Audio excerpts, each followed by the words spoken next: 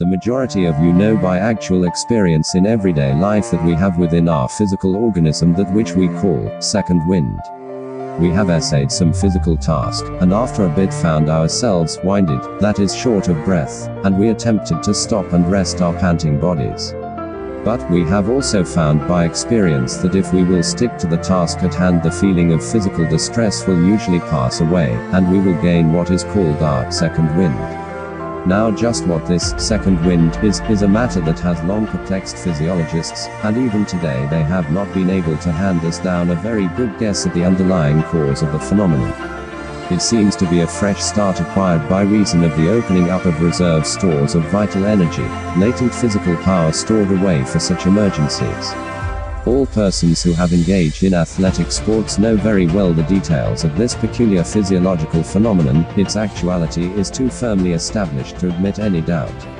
And, as is often the case, examination shows a curious parallel between the working of nature on the mental plane and on the physical. Just as there is a physical second wind, so is there a mental reserve force or latent energy upon which we can draw and thus get a fresh start. The phenomena attendant upon physical second wind, as noted above, is almost exactly duplicated by certain mental phenomena. We may be jaded while performing some tedious bit of mental work, and we begin to feel that we are all in when low. Some new in, and away we are off with a full mental second wind, doing our work with a freshness, vigor and enthusiasm far surpassing the original effort. We have tapped into a fresh source or supply of mental energy. The majority of us have little or no conception of the reserve mental energies and forces contained within our being. We jog along at our customary gait, thinking that we are doing our best and getting all out of life that there is in it, think we are expressing ourselves to our utmost capacity.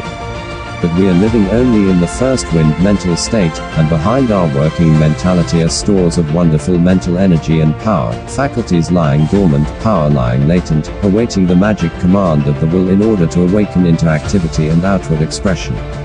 We are far greater beings than we have realized. We are giants of power, if we did but know it. Many of us are like young elephants that allow themselves to be mastered by weak men, and put through the paces, little dreaming of the mighty strength and power concealed within their organisms. Those of you who have read our little manual entitled, The Inner Consciousness, will recall what we said therein regarding the regions above and below the plane of the ordinary outer consciousness. And on those hidden planes of the mind are untold possibilities, the raw materials for mighty mental tasks and achievement, the storage batteries of wonderful accomplishment. The trouble with us is that we do not realize the existence of these faculties.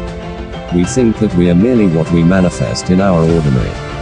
The Secret of Success, by William Walker Atkinson. 12. Dogtrot Gate. Another problem is that we have not had the incentive to take action, we have lacked the interest to do great things, we haven't wanted to hard enough. This want to hard enough is the great inciting power in life. Desire is the fire which rouses up the steam of will. Without incentive, and that means desire, we accomplish